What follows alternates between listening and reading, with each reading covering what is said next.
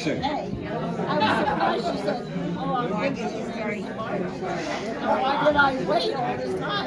I don't know. You'll know for next year. But you'll have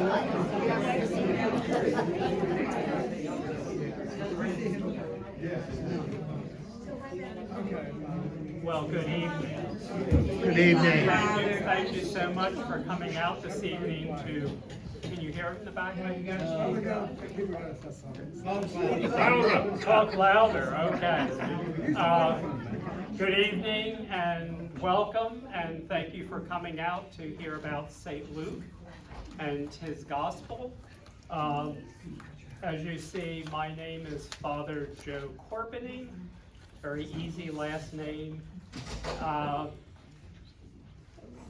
The name Chorpenning is actually a French Huguenot name, and however, on my mother's side, my mother's parents were Italian immigrants, so I was raised very much in the Italian culture.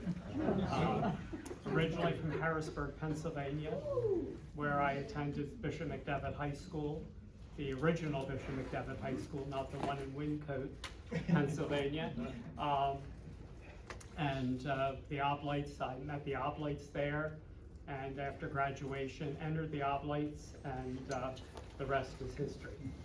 So I was ordained in 1979 and did graduate work, doctoral work at several institutions. And since 1991, I've been at St. Joseph's University in Philadelphia. And I first worked in the president's office as his assistant, and then transitioned in the late 90s to editorial director of the University Press, which is a scholarly book publishing enterprise of the university, publishing scholarly books in the area of Jesuit studies, art history, religious thought, etc. So I'm very pleased to be with you this evening. I might mention that Father Ed was one of my students at DeSales University, as were several of our pastors in the area. Also Father Steve Schott, I think he was here last week, also one of my former students as well.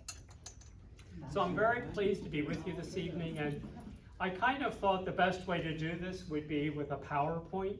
Then we're kind of all seeing the same things, and it kind of helps to keep us on point and focused, no pun intended. So I conceived of this presentation as having 4 parts, so we can follow. So first we'll talk a little bit about who was Luke. Secondly, how is Luke's gospel different from the other gospels, and especially the other gospels like Matthew and Mark, especially. John is kind of in a class by its own, and I think you'll be hearing about John possibly next week. 3, what are some of the, what I call signature themes of Luke's gospel? Luke's gospel is a very rich gospel in terms of themes. There's not just 1 or 2 single ideas, but there's a number of themes that he focuses on. And then 4th, as kind of a wrap-up, a saint's reading of Luke's gospel. And there we'll briefly reflect on St. Francis de Sales and his reading of Luke's gospel, and an episode in that gospel which really captured not only his attention, but his heart.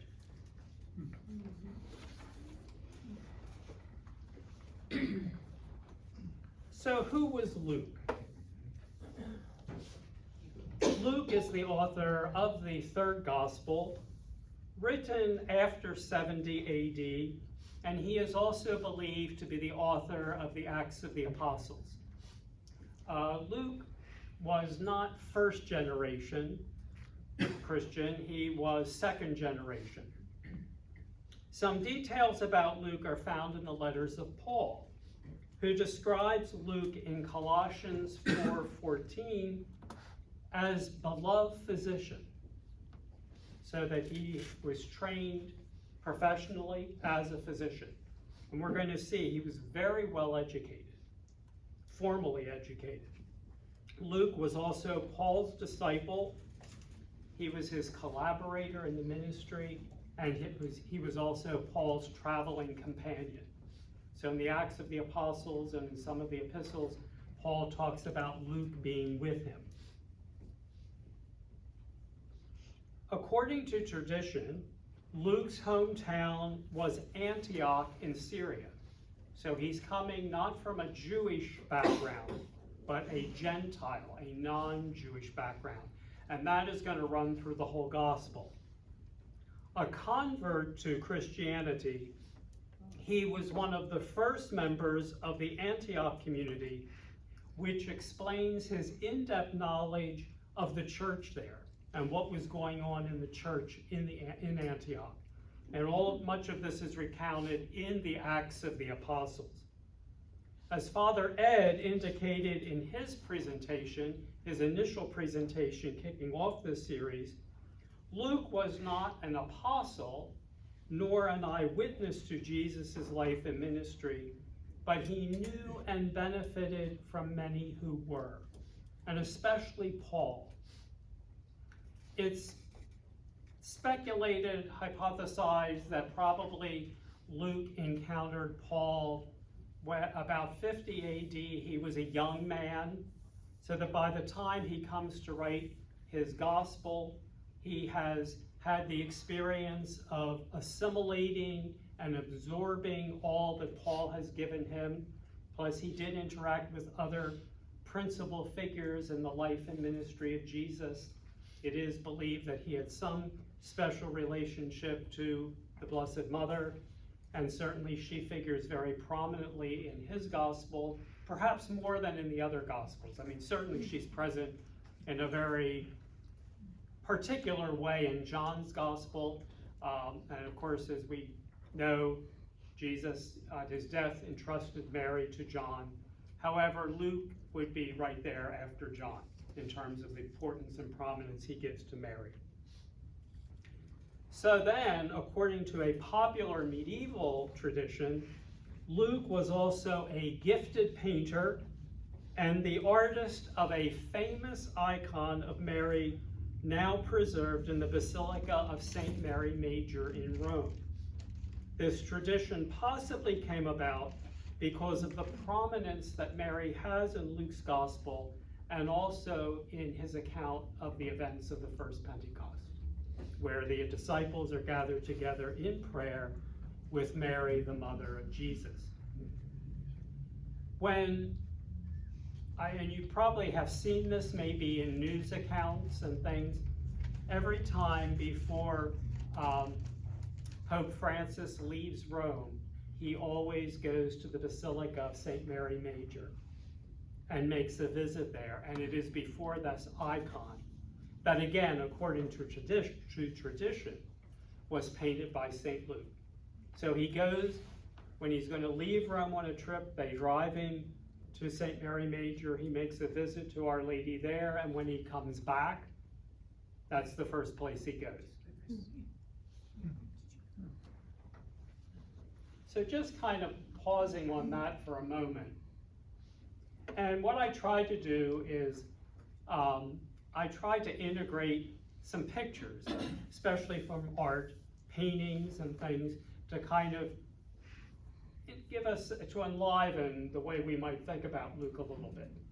So this painting was done by a Flemish painter, Martin de Vos, St. Luke painting the Madonna. So it's based on this tradition of Luke as an artist.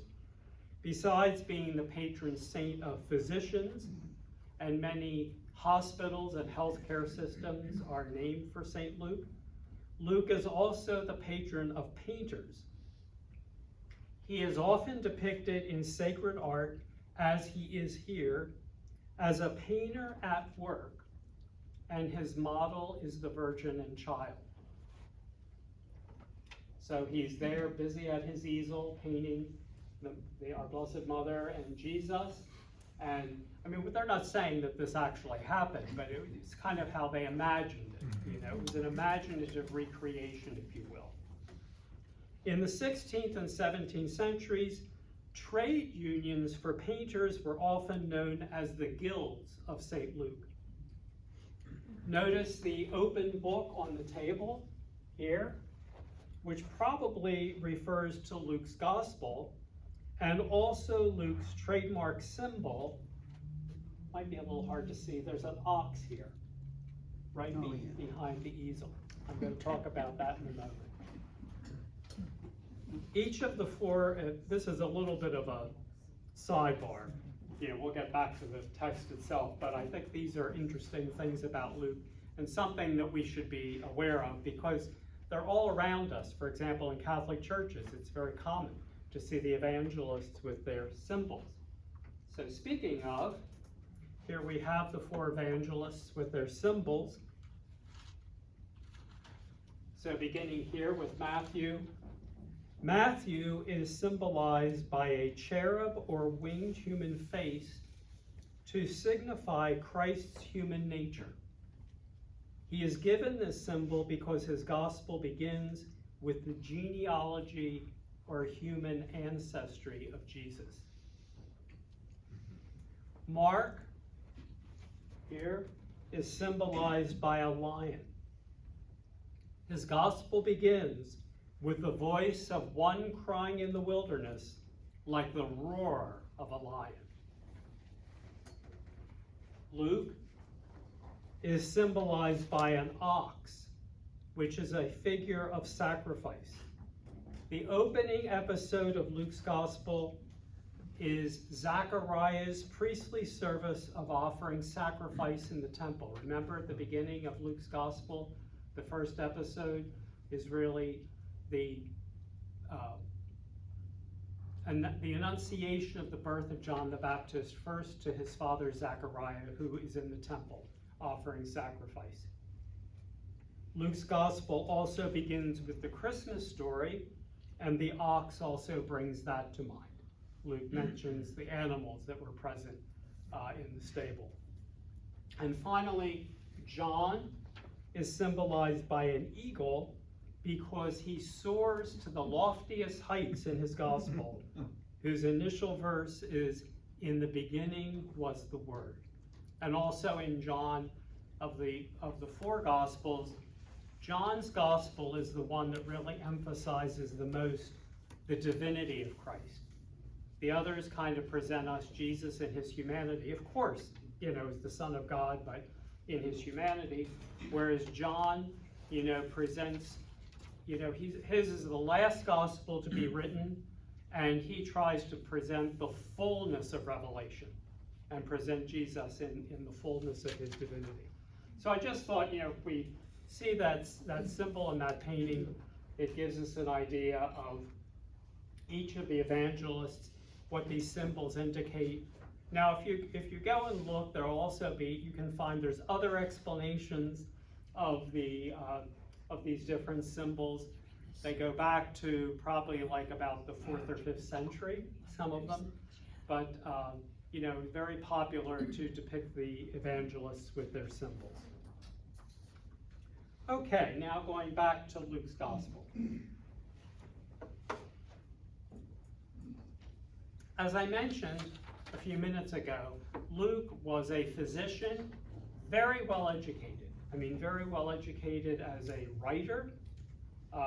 In fact, even part of the attribution of him, or the tradition of him being an artist, he was an artist with words. He knew how to use words and style. Luke ushers the New Testament into the world of literary excellence. His is probably the most elevated in terms of its literary expression. He is well educated, which is borne out by the quality and flexibility of his literary style. He is also a master storyteller. His gospel is considered a masterpiece of world literature.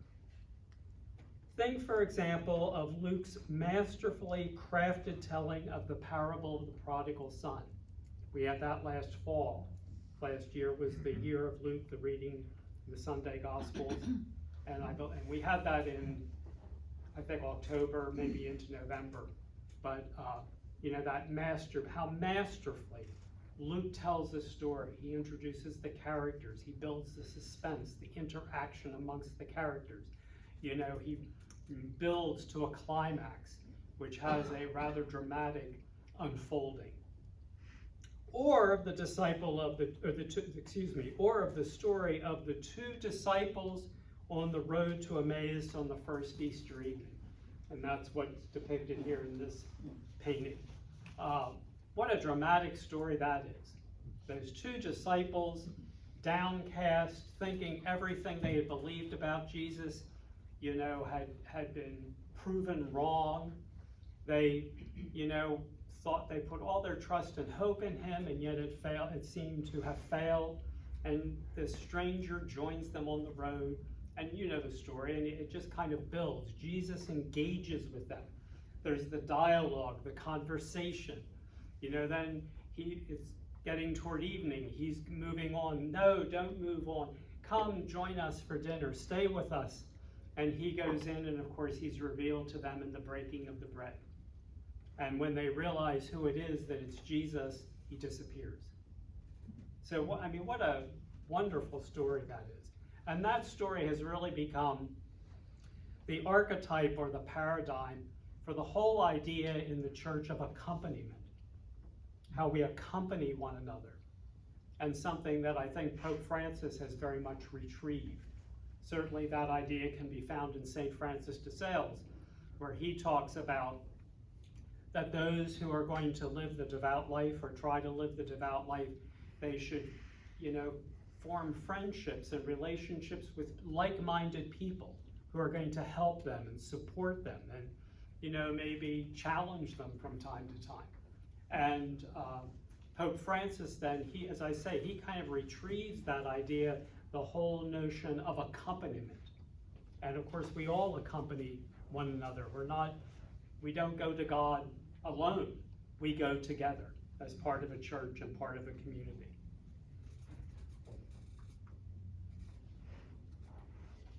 Another way that Luke's gospel is different from the other gospels, Luke the physician writes with an observant eye to mannerisms, psychological reactions, and hidden motivations. So he's not just narrating external events on the surface. He kind of digs deeper, and he tries to get it, if you will, into people's heads, but most importantly, into their hearts. What were they feeling? And just as an example, with regard to John the Baptist, in Luke 3:15, the people were in expectation and questioned in their hearts. So the inner life, the soul and heart of people, concerning John, whether perhaps he were the Christ.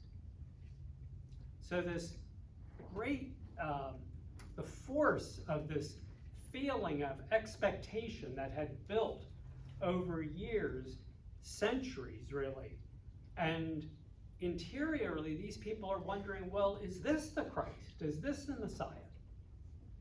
And Luke kind of wants to penetrate into that. He doesn't stay on the surface. He goes beneath the surface. Another way that Luke's gospel is different is Luke's pagan origin. So he was not born a Christian. He converted to Christianity, as well as his extensive travel. Now in Paul's epistles and in the Acts of the Apostles, there's recorded a number of Luke's travels. He was very well traveled. Is probably responsible for his broad-minded openness to all groups of people. So he's someone who has a very broad experience of the world.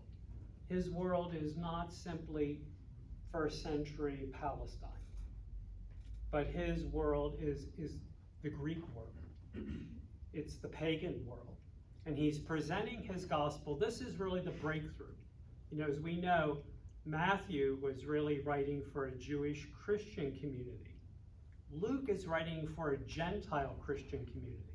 And he really wants to communicate and get across to his listeners and to his audience the good news of the gospel of joy, the gospel of salvation, is meant not just for the Jews or those of Jewish descent, for Israel, but for the Gentile world. And we're going to see that this becomes a major axis in Luke's gospel. So because of this openness, he shows a favoritism for minorities and segregated groups and the underprivileged. Who would some of these people be that we meet in his gospel? Samaritans, lepers, publicans, soldiers, public sinners in disgrace, illiterate shepherds, the poor. All these groups have a special place in Luke's gospel because in a particular way, they become the recipients of God's love and mercy. If we just, and we'll come back to this in one of the slides in a couple minutes, but just let me pull out of that the shepherds. So at the very beginning of the gospel, I mean, today we think, oh, well, isn't that quaint? These shepherds come, and of course they look so cute, and beautiful. They have in the stable and our creches and things. Shepherds were they were looked down upon. They were nomads, so they did not have any stable place of residence. In Jewish society, as I said, they were looked down upon. They were nomads. They had no roots. And who knows what they did while they were wandering around. They were considered to be, of low moral observance, and yet in Luke's gospel, they are the ones. They're not only geographically on the periphery. Remember, they're on the outsides of Bethlehem. They're not only on the geographic periphery, they are on the social and religious periphery. And yet they are the individuals who are chosen to first receive the news, the good news of the Savior's birth and of salvation. And they then are the first to come after Mary and Joseph and to adore the Christ child. And of course, not only in Luke's gospel, but in all the gospels, what class of people does Jesus choose to describe his own ministry? But the shepherd. He is the good shepherd. And he plumbs that symbol, but also that reality of his day. So, I mean, this is all very concrete and very dramatic. Okay. So our next. So Luke writes, as I said, for Gentile Christians, that is non-Jewish Christians. For this reason, he does not use Semitic words that occur in the other Gospels. For example, he doesn't use, Abba, Father. That's a Jewish term. Instead of the Hebrew title Rabbi, Luke prefers teacher or master. He seldom quotes the Old Testament because he considers Jesus to be the prophet, which is Luke's principal title for Jesus. He is the prophet. For Luke, the heart of Jesus' entire ministry is encapsulated in the episode of the beginning of his public life and ministry in the synagogue at Nazareth, his hometown. Jesus there proclaims that his mission is to preach good news not only to Israel, but beyond its boundaries. And what's the reaction? This ignites all in the synagogue with wrath, Luke says. They drive Jesus out of Nazareth and attempt to kill him by casting him over the brow of a hill. in the manner of the Old Testament prophets Elijah and Elisha, who crossed boundaries into Sidon and Syria. So these were pagan, these were Gentile areas. Jesus' ministry would not be confined to his own homeland. From the start, Jesus' ministry elicits deadly hostility, which will ultimately lead to his passion and crucifixion. So that's kind of the whole gospel in a capsule. And all of that will be repeated as as you would read through the gospel.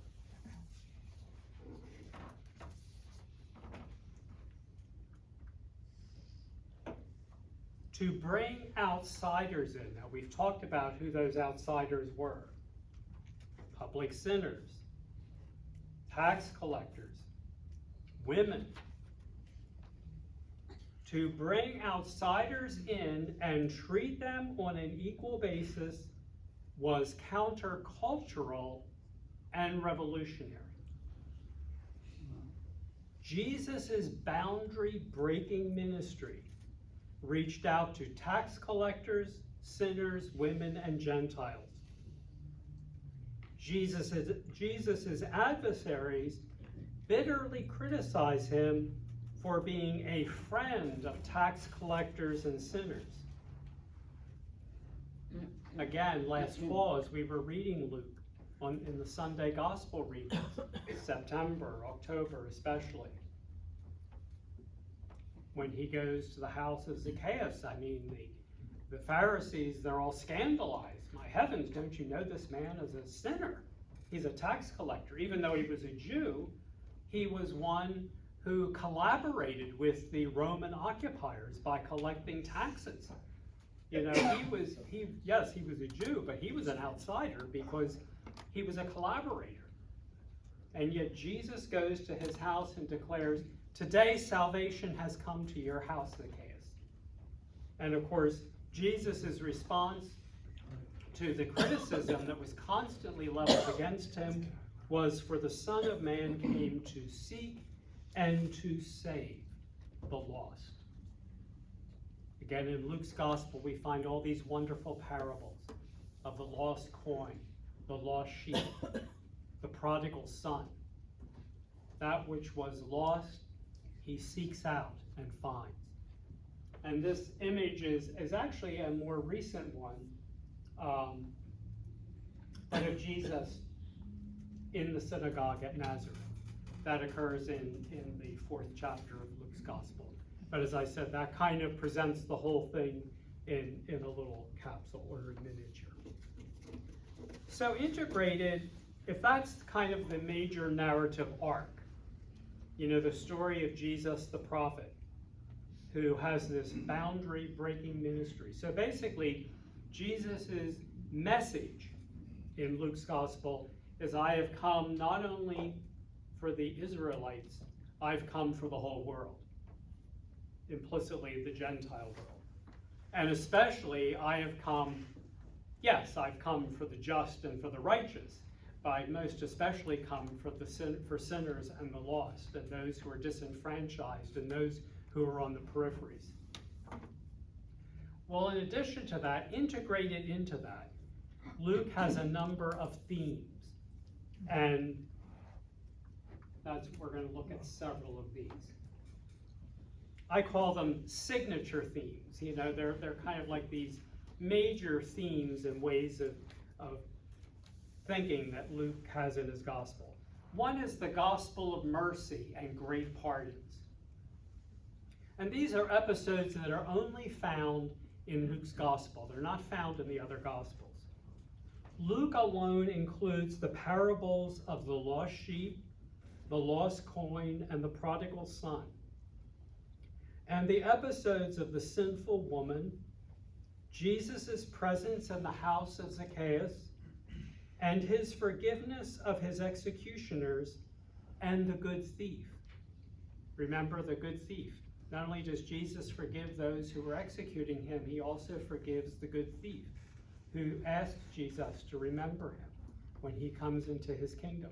Of course, there's that beautiful little song often sung. I've heard of it often sung at when someone is dying, even. Jesus, remember me when you come into your kingdom. Luke records Jesus' words, "Be merciful as your Father is merciful." But Matthew renders these words as, "Be perfect as your heavenly Father is perfect." So the emphasis in Luke is on its mercy, forgiveness. Luke's Sermon on the Plain, which parallels Matthew's Sermon on the Mount, focuses attention on the social bond of charity, whereas Matthew is more concerned with legal aspects and the relevance of the Mosaic Law. Now that's not bad. We shouldn't think that there's something wrong with that. Matthew had his own audience. He was writing to Jewish Christians. So he wanted to assure them that Jesus was not only the continuation, but the fulfillment of the Old Testament. So, especially as we've been reading in ordinary time these last 4 Sundays, the Sermon on the Mount, the Sermon on the Mount kind of evokes Moses going on up onto Mount Sinai and receiving the 10 Commandments. Now Jesus far surpasses Moses because he is not someone who receives the law, he is the lawgiver. So Jesus transforms and, if you will, fulfills and perfects the law that was given to Moses. But notice that at each turn, and sometimes when these are read on consecutive Sundays, we kind of lose track of what the original context is. But all of that 3 chapters of Matthew is the Sermon on the Mount. So during that whole time, Jesus is on the Mount teaching. And the fact that he's sitting down on a mountain, that was the posture and position of a teacher in antiquity. The teacher only the teacher sat, and everybody else either stood, or if they did sit, they sat on the floor, kind of gathered around. Probably an